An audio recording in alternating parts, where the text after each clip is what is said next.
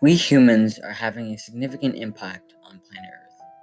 The choices we make to power our world and use our land is leading to an imbalance in the very important carbon cycle. This is increasing the carbon dioxide in Earth's atmosphere and warming our planet. The carbon cycle is how CO2 gets into and out of the atmosphere and moves through the various reservoirs on Earth. Life on Earth would not exist without carbon, since all living things are made of carbon. Most of Earth's carbon is stored in rocks and sediment, while the rest is stored in the ocean, the atmosphere, and living organisms. There is a fast and a slow carbon cycle. Key parts of the fast carbon cycle are photosynthesis and respiration. During photosynthesis, CO2 is pulled out of the atmosphere and, along with sunlight and water, is used by plants to produce glucose. Oxygen is released into the atmosphere.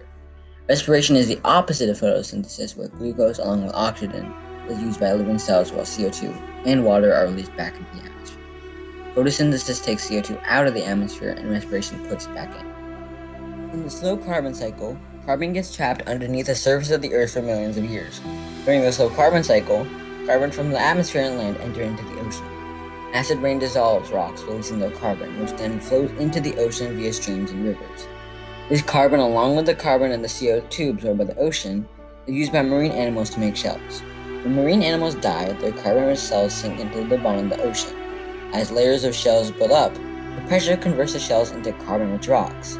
Eventually, after millions of years, the carbon-rich ocean floor becomes part of a convergent tectonic plate. As the ocean plate slips below the continental plate, there is intense pressure and heat that leads to a volcanic eruption that releases the carbon from the rock back into the atmosphere as CO2. For thousands of years, this fast and slow carbon cycle has kept our atmospheric CO2 very stable. However, within the past 5 decades, the CO2 in the atmosphere has rapidly risen with the increased use of fossil fuels. Some of the carbon-rich rocks under the surface of the Earth, under increasing pressure and heat, turn into fossil fuels in the form of natural gas, oil, and coal. When fossil fuels are burned to produce electricity and power our cars and factories, the carbon in the fossil fuels is released back into the atmosphere as CO2. Because fossil fuels take millions of years to form, and we're using them at such a high rate, this CO2 is unbalancing our carbon cycle. CO2 in the atmosphere helps control the temperature of the Earth because it is a greenhouse gas. Without greenhouse gases, the Earth would freeze. The Earth absorbs visible light from the sun, warming the Earth's surface. The Earth then cools down by giving off infrared radiation. Some of this energy escapes into space, but some is absorbed by the greenhouse gases. When infrared light strikes a CO2 molecule, it causes the molecular bonds to bend and vibrate. The molecule gains kinetic energy and thus heat from the infrared light, causing heating of the atmosphere and Earth. As CO2 in the atmosphere rises, so has the Earth's average temperature and the temperature of our oceans. These seemingly small temperature increases are close to the temperatures scientists believe can cause a dramatic rise in sea level, as well as lead to more destructive storms and deadly heat waves.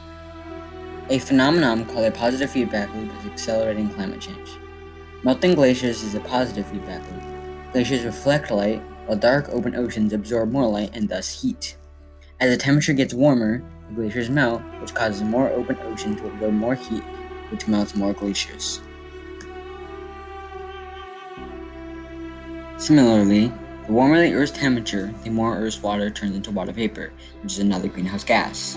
This increased atmospheric water vapor leads to increased Earth's temperatures. Increased temperatures cause more water vapor in the atmosphere. As with all positive feedback loops, there comes a point in time called the tipping point, where the effect on the climate cannot be reversed. We are driving straight towards a cliff, and that tipping point is when we can no longer slam on the brakes.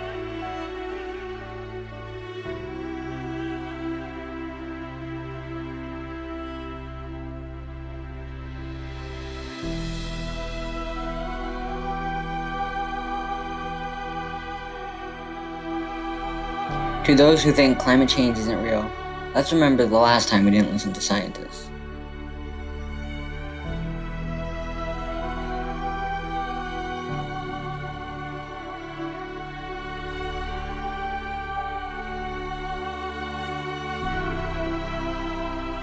It's time we start listening to those with integrity and the scientists.